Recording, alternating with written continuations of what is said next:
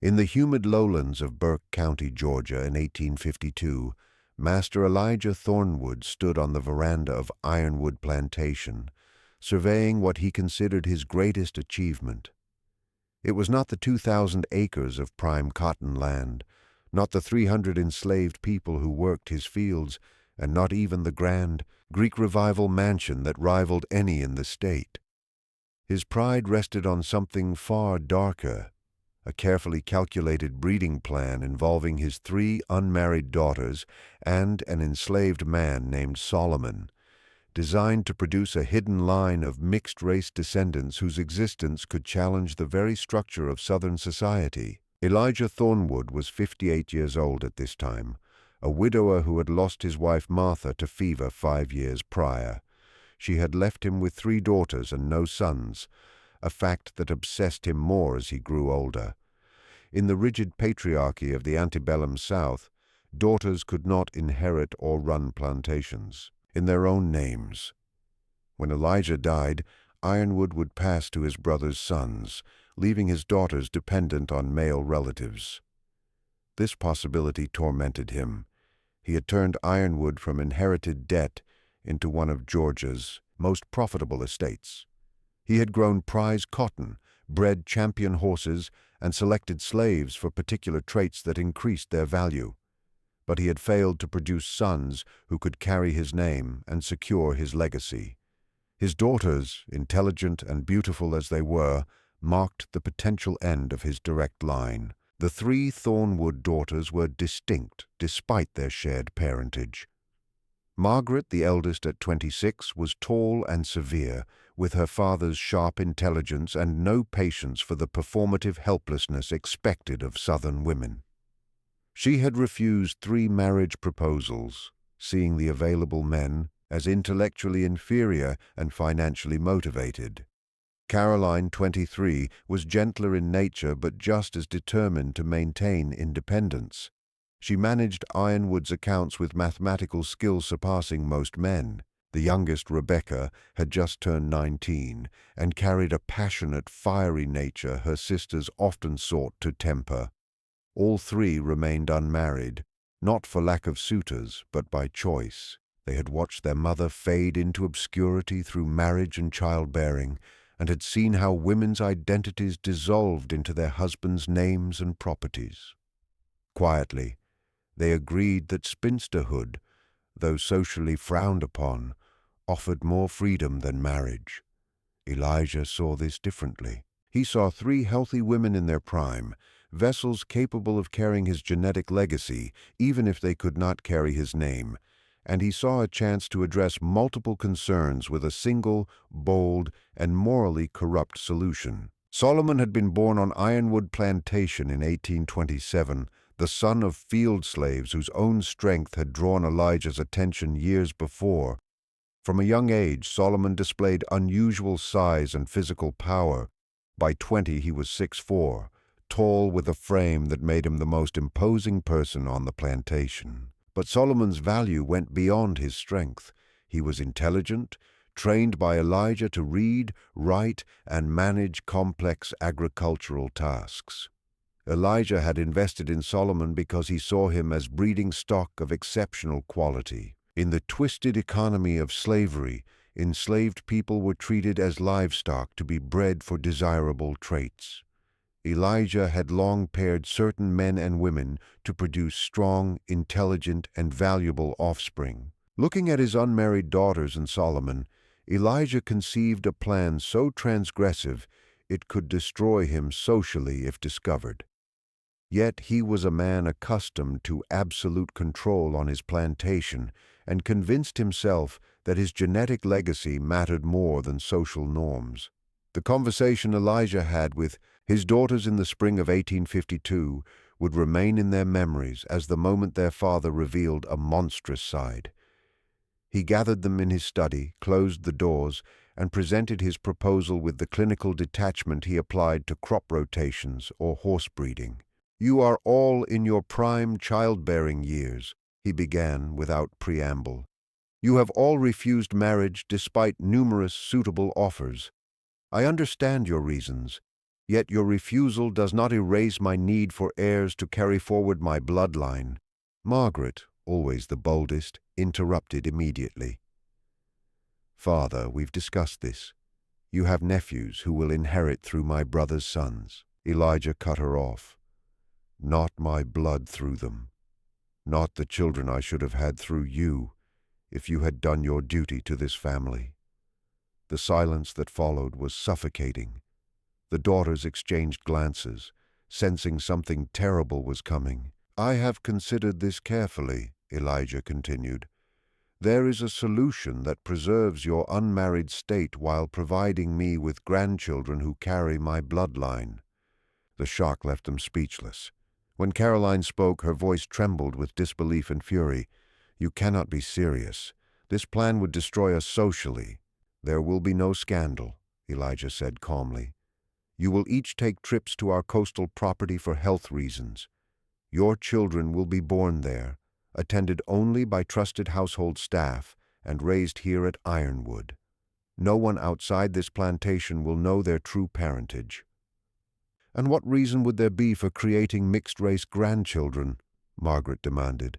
"They can't inherit. They can't carry your name. What purpose does this serve?" Elijah's answer revealed the depth of his twisted logic. "They will carry my blood, which is what matters. They will combine the intelligence and grace of my daughters with Solomon's strength and skill. I will educate them secretly, prepare them to manage the plantation from behind the scenes. They will be property I control absolutely, unlike sons-in-law who might challenge me. This is my dynasty on my terms." Rebecca, silent until now, finally whispered, "You're insane. You're asking us to be part of this experiment as if we are property." "I offer you a compromise," Elijah countered. "You want independence? You will have it.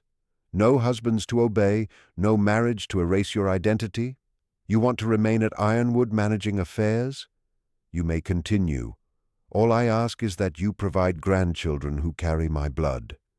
"If we refuse," Margaret said, already knowing the answer, "I will arrange marriages for all three of you immediately. You are still of marriageable age, and I have the authority to contract marriages without your consent. You may bear children under my plan and keep independence, or marry men who will own you completely. Choose." The ultimatum hung in the air like poison. The daughters understood they were trapped between two forms of coercion: forced cooperation with their father's scheme, or forced marriages that would erase their autonomy. Neither was a true choice, though one allowed them some fragment of independence. In the following weeks, Elijah wore down their resistance through threats, promises, and manipulation. He painted grim pictures of the husbands he would select, men known for cruelty or financial need who would treat them worse than his plan could. He promised cooperation would ensure their continued management of Ironwood. He framed his plan as a scientific experiment in human breeding, appealing to their intelligence, and isolated them from any outside help. Ironwood operated as its own world, and with Elijah as absolute ruler. The daughters had no mother to appeal to, no male relative to challenge him, and no legal power to refuse. In the strict social structure of 1852 Georgia, unmarried women were entirely under their father's control until marriage or death. Solomon learned of his role through a direct command, leaving him no room to resist. Elijah summoned him and explained the situation with the same cold precision he had used with his daughters. "You will father children as instructed. You will be provided private quarters for this work. Discuss it with no one and treat the women with respect. Your position on this plantation will be secured. Your family will receive certain privileges, and the children once born will be trained for positions of responsibility among our people." Solomon, who had learned early that arguing with masters led to brutal consequences, nodded silently. Yet internally, he understood he was being treated as breeding stock, his humanity reduced to genetics. Any children born would be bound within the same system that enslaved him and his family. Refusal would mean death or transfer to harsher plantations. His family's safety and privileges depended on his compliance. He was trapped, though differently from the Thornwood daughters. The arrangement began in summer 1852. Elijah built a separate cabin behind the main house, isolated from the rest of the plantation, for privacy and to carry out his plan. The slave quarters had a private entrance, and Margaret was sent to this cabin first. She was chosen because, as the oldest, she was expected to guide her sisters into obedience. What happened in that cabin over the next months was experienced differently by those involved. For Margaret, it was a steady violation disguised as duty, endured with the same grim determination she had used to manage the plantation accounts. For Solomon, it was being forced to participate in acts against a woman who had no more choice than he did, complicated by the fact that refusal would mean his own ruin. Neither spoke during these encounters. Neither acknowledged the other when passing each other in daily plantation life. Both endured because endurance was the only choice their positions allowed. Within 2 months, Margaret was pregnant. Caroline was sent to the cabin next, going through the same grim ordeal. 3 months later, she also conceived. Rebecca, the youngest, resisted her father's orders longer than her sisters, but eventually she was sent to the cabin where Solomon waited. By spring 1853, all 3 Thornwood daughters were carrying Solomon's children. Elijah arranged for his daughters to stay for longer periods at his coastal property, sending them away in stages as their pregnancies became visible. He told neighbors that his daughters needed sea air for their delicate health, a cover story that drew no suspicion in a society where wealthy women often traveled for health reasons. At the coastal property, attended only by enslaved midwives sworn to secrecy through threats and bribes, Margaret gave birth to a son in the winter of 1853, naming him Thomas, though he never used the Thornwood surname. Caroline had a daughter that spring, calling her Sarah. Rebecca gave birth to twin boys that summer, naming them Daniel and Isaac. The 4 children were brought back to Ironwood as infants and absorbed into the enslaved population, officially recorded as orphans whose mothers had died in childbirth elsewhere. No legal records acknowledged their real parentage. In the eyes of the law, they were simply slaves born on Thornwood property, fully owned by Elijah Thornwood. But Elijah's treatment of the children showed how he truly saw them. They lived in better quarters than other slave children, ate better food, and wore finer clothes. From a young age, Elijah personally supervised their education, teaching them to read, write, and calculate with the same intensity he had devoted to Solomon's training. The enslaved community immediately recognized who these children were. Their physical resemblance to both the Thornwood daughters and Solomon was obvious. Their special treatment confirmed suspicions, but no one spoke openly, knowing that acknowledging the master's twisted breeding program would bring terrible consequences. The daughters' relationship with their children was necessarily distant and officially non-existent. They could not admit motherhood without exposing the arrangement, but they found ways to remain present in their children's lives through managing household operations, making sure the children received the advantages Elijah promised. Margaret, the most strategic of the daughters, began recording everything in encrypted journals. She documented dates, described circumstances, and preserved evidence of her father's program, understanding that someday this information might be needed to protect her children or hold her father accountable if situations changed. Solomon watched his children grow without being able to claim them, unable to protect them from the institution that owned them. He had fathered 4 children he could never openly recognize. With 3 women forced into his bed as he had been forced into theirs, the psychological burden of the impossible situation aged him quickly. By 1855, Elijah declared the experiment a success and suggested continuing it. The children were thriving, showing the traits he had hoped to cultivate. He proposed a second generation, asking the daughters to have more children with Solomon to expand his hidden dynasty. This time, the daughters refused together. Margaret, Caroline, and Rebecca had endured one violation to preserve their independence, but they would not go through repeated breeding. They gave their father an ultimatum. Either the arrangement ended, or they would expose everything publicly, ruining Ironwood's reputation and his position in society.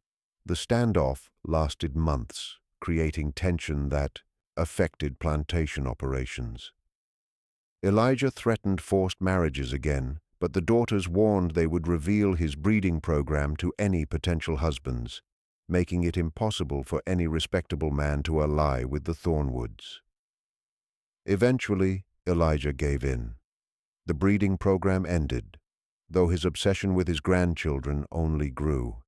He focused on their education and training, shaping them into the managers he believed would continue his vision for Ironwood. Long after his death, the 4 mixed-race children became exceptional young people. Their upbringing gave them skills beyond typical slave experiences. Thomas, Margaret's son, inherited his mother's strategic mind and his father's presence. Sarah, Caroline's daughter, had mathematical talents exceeding even her mother's. The twins, Daniel and Isaac, Rebecca's sons, developed complementary skills in agriculture and mechanics, becoming valuable to plantation operations. But they also fully understood their impossible position. They were Elijah Thornwood's blood grandchildren, carrying his genes and training, yet legally they were property, ownable and sellable like livestock. They were daughters' children, but could not be acknowledged as such. They were Solomon's children, but could never claim that relationship openly. The Civil War reached Georgia in 1864, bringing the possibility of emancipation. Elijah, now 70 and in failing health, watched his world collapse. The Confederacy was losing, and with it the social order that supported his hidden dynasty.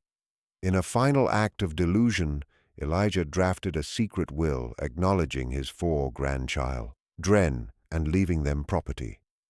Legally, it was meaningless, as enslaved people could not inherit property, and acknowledging his children's parentage would delegitimize his estate. Elijah died in January 1865, weeks before Sherman's forces reached Burke County. The Thornwood daughters, now in their late 30s and early 40s, faced the collapse of the plantation economy and their father's debt-ridden estate. But they also had the chance to finally recognize their children, as the Confederacy's fall invalidated laws that had prevented it. When Union troops arrived at Ironwood Plantation in March 1865, proclaiming freedom for all enslaved people, Thomas, Sarah, Daniel, and Isaac stood at a crossroads. They were 21, 20, and 18, freed from slavery, but carrying impossible parentage. The daughters made a bold choice that shocked Georgia society. Margaret, Caroline, and Rebecca publicly claimed their mixed-race children as family, despite social consequences. This act ruined what remained of the Thornwood reputation, but freed the daughters from decades of secrecy and shame. Solomon, now 38, also claimed his children for the first time. The acknowledgement was bittersweet, coming only after emancipation made it possible. Years later, as the children faced their futures as adults and freed people, they carried Thornwood blood and education, but also the racial designation that limited opportunities in the South. Some stayed in Georgia, others moved north, seeking places where their mixed heritage might be less visible. Thomas stayed at Ironwood, buying land during Reconstruction and becoming a farmer. He married a freed woman and had children who grew up knowing their complex heritage. Sarah moved to Philadelphia, finding work as a bookkeeper despite prejudice and devoting herself to education in freed communities. Daniel and Isaac, the twins, started a mechanics business in Atlanta using their ironwood skills. In the 1880s, they never married, keeping the independence they had fought hard to maintain, though the price of that freedom was being part of their father's breeding program. Margaret lived until 1893, keeping secret journals throughout her life that recorded the full story of Ironwood's hidden family line. She told her children to keep the journals sealed for 50 years after her death, believing society would not be ready for the truth until then.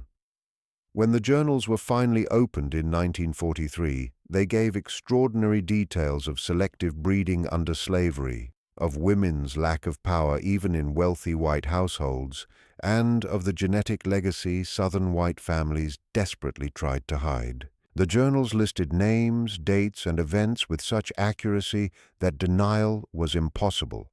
DNA testing in the 2000s confirmed the journal's claims. Descendants of Thornwood, both those aware of their mixed heritage and those who had believed themselves fully white, shared genetic markers proving common ancestry through Elijah Thornwood's program. The discovery caused crises in some families built on the idea of racial purity. It confirmed for others who had preserved oral histories about their connection to Ironwood Plantation. It showed scientifically what many had long known personally. The South's racial boundaries had been violated by the very people most committed to keeping them. Modern historians studying Ironwood struggle with its moral complexity. Elijah Thornwood was clearly a perpetrator, using his total power to force his daughters and Solomon into a breeding plan none freely chose. Yet the daughters, though victims of coercion, also took part in a system that treated Solomon and their children as property rather than family.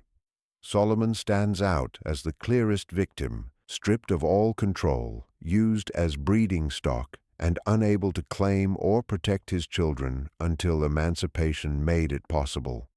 Even his victimhood is complicated by his role as Elijah's trusted manager, a position giving him authority over other enslaved people while leaving him powerless against his mistress's designs. The 4 children born from this arrangement lived in an impossible situation. They carried both slaveholder and enslaved blood, were educated and capable, yet legally property until emancipation. Their lives show how slavery's racial categories could not contain the reality of constant boundary crossing. Today, Ironwood Plantation is partially preserved as historical property. The main house still stands, though damaged over time. The cabin where the breeding program happened was burned in the 1870s by Rebecca Thornwood, who told her children she could not bear to leave it as a reminder of her father's crimes. In 2015, descendants from both the Thornwood daughters and Solomon gathered at the plantation for a reunion. Over 200 people attended, connected by blood through Elijah Thornwood's breeding program, creating a family tree that would have shocked the man who started it. The reunion included talks about the genetics of the Thornwood-Solomon bloodline, personal testimonies from descendants on how family secrets shaped their lives, and discussions on memorializing a history of both suffering and survival. A plaque was placed acknowledging the events at Ironwood.